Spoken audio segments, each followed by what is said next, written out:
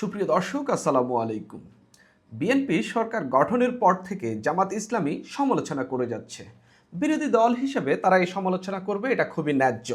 তবে অনেক অবান্তর সমালোচনাও করছে। তাদের যে জোট, 11 দলীয় জোট অর্থাৎ জামাত জোটের অন্যতম দল এনসিপি, তাদের নেতারা প্রতিনিয়তই বলছেন বিএনপি সরকার গঠনের পর থেকে এবং সংবিধান সংস্কারের শপথ না নেওয়ার পর থেকে যে বিএনপির এমপিরা যদি সংবিধান সংস্কারের শপথ না নেয় এবং সংসদে যদি বিএনপি সংবিধান সংস্কার পরিষদ গঠন না করে, তাহলে তাদের নেতারা সংসদের সামনে অবস্থান করবে এবং সেখানে অবস্থান নিয়ে চাপ দিয়ে সেটা আদায় করে নেবে। অর্থাৎ বিএনপির যে সরকার বা বিএনপি যেভাবে রাষ্ট্র পরিচালনা করছে, অন্তত গত অল্প কয়েকদিন, এখন 1 মাস হয়নি, এই সময়ে নানান সমালোচনার মুখে পড়তে হচ্ছে। অর্থাৎ বিএনপির সরকারকে বিরোধী দল আসলে খুব আহামরি পছন্দ করছে না। কিন্তু আমরা দেখতে পেলাম উপরে বিএনপির সরকারকে পছন্দ না করলেও ভেতরে ভেতরে জামাতের আমির এই সরকারের সময়ে পররাষ্ট্র মন্ত্রণালয়ে একজন লোক ঢোকানোর জন্য আপ্রাণ চেষ্টা চালিয়ে যাচ্ছেন। পররাষ্ট্র মন্ত্রণালয়ে একটা চিঠি দিয়েছেন। তার আন্তর্জাতিক অর্থাৎ পররাষ্ট্র বিষয়ক যিনি উপদেষ্টা রয়েছেন, জামাতের আমিরের ব্যক্তিগত উপদেষ্টা, তাকে পররাষ্ট্র মন্ত্রণালয়ে ঢোকানোর জন্য তিনি চিঠি দিয়েছেন এবং বলছেন যে এই তাকে যেন পররাষ্ট্র মন্ত্রণালয়ে মন্ত্রী পদমর্যাদার কোনো একটা পদ দেওয়া হয়। বাংলাদেশে এই ঘটনা নজিরবিহীন, কখনোই ঘটেনি। এর আগে কখনোই বিরোধী দলীয় নেতার রিকোয়েস্টে এরকম পররাষ্ট্র মন্ত্রণালয়ে একজন মন্ত্রী থাকা সত্ত্বেও আরেকজনকে, বিরোধী দলের এই নেতার রিকোয়েস্টে তার ব্যক্তিগত সহকারীকে পররাষ্ট্র মন্ত্রণালয়ের মন্ত্রী পদমর্যাদার ব্যক্তি কখনো করা হয়নি। এখন প্রশ্ন হইল, জামাতের আমির কেন বিএনপি সরকারের কাছে এই আবদার করছেন? অনেকেই এই আবদারকে অন্যায় আবদার বলছেন। আমি অন্যায় বলতে চাচ্ছি না, তিনি বিরোধী দলীয় নেতা, তিনি কেন চাচ্ছেন? এখন প্রশ্ন হইল, জামাতের আমির চিঠিটি কার কাছে লিখেছেন? চিঠিটি লিখেছেন পররাষ্ট্র মন্ত্রণালয়ের মন্ত্রীর কাছে, যিনি নিজেও একজন মন্ত্রী, কিন্তু তাকে নিয়োগ দেওয়ার জন্য বলছে আরেকজনকে, যাকে মন্ত্রী বানানো হবে, অর্থাৎ মন্ত্রী পদমর্যাদার করা হবে। অর্থাৎ একজন মন্ত্রী আরেকজন মন্ত্রীকে নিয়োগ দিবে। এই হইল জামাতের আমিরের রাজনৈতিক প্রাজ্ঞতা। পাশাপাশি আমি কয়েকজনকে প্রশ্ন করলাম যে জামাতের আমির কেন পররাষ্ট্র মন্ত্রণালয়ে লোক ঢোকানোর জন্য চেষ্টা করছে, বা তার ব্যক্তিগত সহকারীকে কেন পররাষ্ট্র মন্ত্রণালয়ে ঢোকানোর চেষ্টা করছে।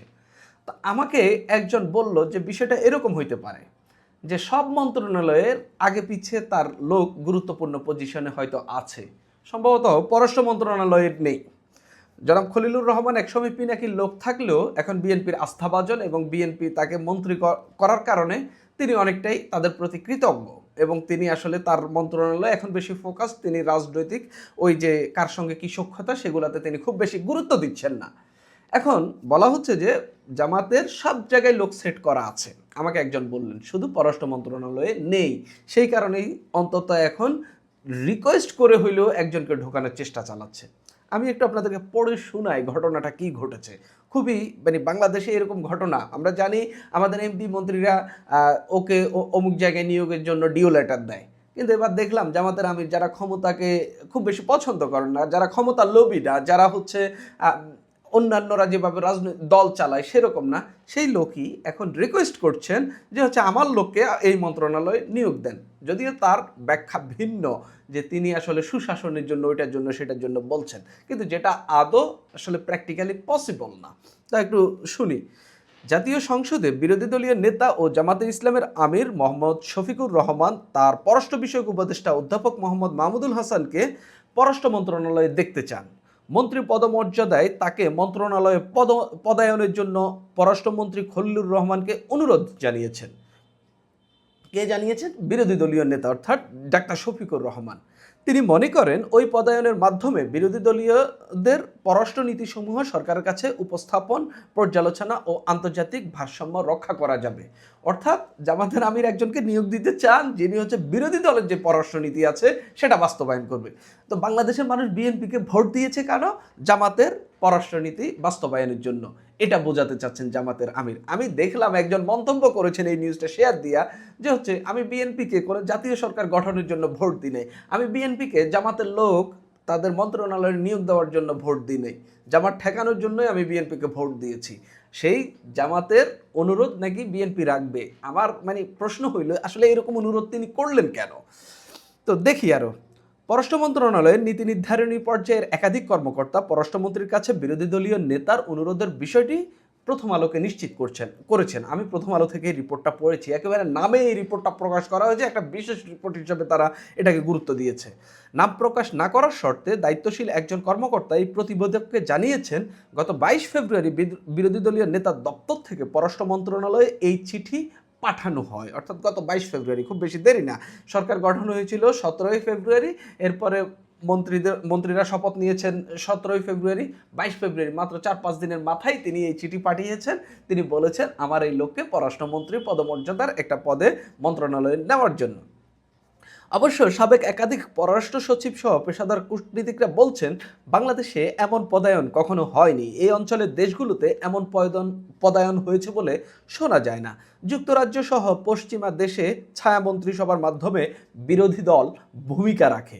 প্রতিবেশী ভারত ও পাকিস্তানের মতো দেশে বড় সংকট কিংবা বিশেষ প্রয়োজনে সব দল একসঙ্গে কাজ করার নজির রয়েছে। সাবেক ও বর্তমান কূটনীতিকদের মতে পররাষ্ট্র মন্ত্রণালয়ের মতো রাষ্ট্রের একটি গুরুত্বপূর্ণ মন্ত্রণালয়ে কাজের ক্ষেত্রে সংবেদনশীলতা এবং সমন্বয়ের ব্যাপার থাকে। বিশ্বের বিভিন্ন দেশ ও সংস্থার সঙ্গে কাজ করার ক্ষেত্রে দেশের স্বার্থ ও সরকারের অগ্রাধিকার, ক্ষমতাসীন দলের আগ্রহ, এই 3 বিষয়কে বিবেচনায় রেখে দায়িত্ব পালন করে থাকে পররাষ্ট্র মন্ত্রণালয়। এমন প্রেক্ষাপটে বিরোধী দলের কাউকে মন্ত্রণালয়ে নেওয়া হলে জটিলতা ও বিশৃঙ্খলা সৃষ্টি হতে পারে। জানতে চাইলে জামাতের আমির শফিকুর রহমানের একান্ত সচিব মোহাম্মদ নজরুল ইসলাম প্রথম আলোকে বলেন, চিঠির বিষয়ে মাহমুদুল হাসান জামাতের আমিরকে অবহিত করেছিলেন। অর্থাৎ এই চিঠিটি যে মাহমুদুল হাসান পররাষ্ট্র মন্ত্রণালয়ে পাঠাচ্ছেন, তিনি এটা জানিয়েছিলেন আমিরকে। আমির সেখানে মৌখিকভাবে সম্মতি দিয়েছিলেন, তবে মন্ত্রীর পদমর্যাদার অংশটুকুতে জামাতের আমিরের সম্মতি ছিল না। তিনি আরও বলেন, বিষয়টি জানতে পেরে শফিকুর রহমান এই বিষয়ে মাহমুদুল হাসানের সঙ্গে কথা বলেন। পরবর্তীতে মাহমুদুল হাসানকে বাদ দিয়ে ঢাকা 14 আসনের সংসদ সদস্য মীর আহমদ বিন কাসেমকে জামাতের আমিরের নতুন পররাষ্ট্র বিষয়ক উপদেষ্টা হিসেবে নিযুক্ত করা হয়। বিষয়টি পররাষ্ট্র সচিবকে অবহিত করা হয়েছে।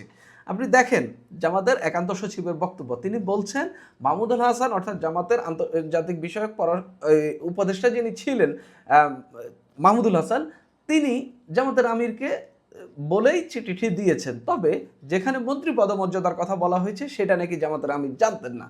জামাতে কি এই শৃঙ্খলা এখনো ব্যত্যয় ঘটেছে যে জামাতের আমিরের পররাষ্ট্র বিষয়ক উপদেষ্টা আমিরকে না জানিয়ে একটা অবান্তর কথা একটা চিঠিতে লিখে মন্ত্রণালয়ে পাঠিয়ে দিবে? আমি বিশ্বাস করি না। আমি মনে করি জামাতের চেইন অফ কমান্ড, জামাতের শৃঙ্খলা, জামাতের আসলে টপ থেকে একেবারে নিচের পর্যন্ত হচ্ছে যে কাজ বাস্তবায়ন করতে চায় সেটা একেবারে এক ইশারায়, এক নির্দেশে, এক শৃঙ্খলায়, এক চেইনে উপর থেকে নিচে যায়। তারা এভাবেই ফাংশন করে, এভাবেই কাজ করে। সেই দলটির আমিরের আন্তর্জাতিক অর্থাৎ পররাষ্ট্র বিষয়ক উপদেষ্টা নাকি আমিরকে না জানিয়ে একটা আলাদা লাইন একটা চিঠিতে লিখে ওটা নাকি মন্ত্রণালয়ে পাঠাবে, এটা আমি বিশ্বাস করছি না। অর্থাৎ জামাতের আমির জানতেন এবং তার সম্মতিতে এবং তার কথায় এই চিঠিটি লেখা হয়েছে এবং এই চিঠিটি মন্ত্রণালয়ে পাঠানো হয়েছে। জামাতের আমির মনে করেছিলেন তারেক রহমান আমার বাসায় আসতেছেন, নাহিদ ইসলামের বাসায় যাচ্ছেন, তিনি একটা সুন্দর রাজনীতি করার চেষ্টা করতেছেন, তো এই সুযোগে আমি যদি হয়তো তার কাছে পররাষ্ট্র মন্ত্রণালয়ে একটি পদ চাই বা বিরোধী দলীয় নেতা হিসেবে যদি একটা চিঠি লিখি, সম্ভবত আমি পেয়ে যাব। তিনি জাস্ট এই সুযোগের সদ্ব্যবহারটা করতে চেয়েছিলেন। কিন্তু রাজনীতিতে আপনার বাসায় যাওয়া, দাওয়াত খেয়ে আসা আর আপনাকে মন্ত্রণালয়ে পদ দেওয়া এক কথা না, সেটা আমরা প্রমাণ দেখলাম। এবং জামাত উপরে বিএনপি সমালোচনা করছে, বিএনপি চাঁদাবাজি দল, বিএনপি যাদেরকে ক্যাবিনেটে নিয়েছে এরা সবাই চাঁদাবাজ, এরা সবাই লুটেরা, সেই লুটেরাদের সঙ্গে যুক্ত হতে চাচ্ছে জামাত ইসলাম। কত বড় হাস্যকর কথা, কত বড়! জামাতকে অনেকে মুনাফেক বলে, জামাতকে অনেকে উপরে এক বাইরে ভেতরে আরেক এরকম বলে, জামাতের কথাও কাজে মিল নেই এরকম বলে অনেকেই। আমরাও তাই দেখতে পাচ্ছি। জামাতের আমির গত 1.5 বছর ধরে যে নির্বাচনী প্রচারণা চালিয়েছিলেন নির্বাচনের আগে এবং বিশেষ করে নির্বাচন, তখন তিনি বলছেন তিনি 18 কোটি মানুষের বিজয় চান, তিনি ক্ষমতার লোভী না। এখন তার একজন উপদেষ্টাকে পররাষ্ট্র মন্ত্রণালয়ে ঢোকানোর জন্য তিনি জাস্ট একটা অন্যরকম কাণ্ড ঘটিয়ে ফেলেছেন, যেটা বাংলাদেশের ইতিহাসে কখনো হয়নি। এটা আসলে আপনি এক অর্থে বলতে পারেন, ভাই এটা নিয়ে এত সমালোচনার কি আছে? এটা নিয়ে সমালোচনার অবশ্যই আছে। বিএনপি জামাতকে আগেই বার্তা দিয়েছিল তারা কোনো জাতীয় সরকার গঠন করবে না। আর বিএনপি যদি দরকার হতো তাহলে তারা ওই মন্ত্রণালয়ে জামাতের কাউকে ডেকে নিয়ে যেত বা বলতো ভাই আমাদেরকে আপনাদের থেকে আমরা অমুক অমুককে নিচ্ছি, কিন্তু বিএনপি নেয় নেই। কিন্তু আপনি চিঠি দিয়ে আপনি বুঝিয়ে দিয়েছেন আপনিও পদটাতে ঢোকা আপনার জন্য খুবই জরুরি এবং আপনি ওইটাতে ঢুকতে চাচ্ছেন কিংবা ওই মন্ত্রণালয়ে আপনার লোক রাখতে চাচ্ছেন। আপনি কি মনে করেন যে একবারও যে জামাতের বিরোধী মনোভাবের বা বিরোধী দলীয় পররাষ্ট্রনীতি বাস্তবায়নের জন্য বিএনপির জয় হয়েছে? এটা বিএনপি কেন করবে? জাস্ট এটা জামাতের আমিরের ক্ষমতার লোভের একটা নিদর্শন আমাদের সামনে এসেছে। এবং জামাত উপরে যে কথা বলে এবং ভেতরে যে তারা আরেক, যেমনটা তারা জুলাই সনদের সময় করেছিল, সারা রাত বলেছিল তারা সিগনেচার করবে না, সকালবেলা আমরা দেখলাম গিয়ে সিগনেচার করে ফেললো, একদম তাদের মোনাফেকি ওপেনলি মানুষের সামনে হাজির হয়ে গেল। ঠিক এখনও তাদের একই কাণ্ড দেখা যাচ্ছে। সুপ্রিয় দর্শক, এখন এই পর্যন্তই।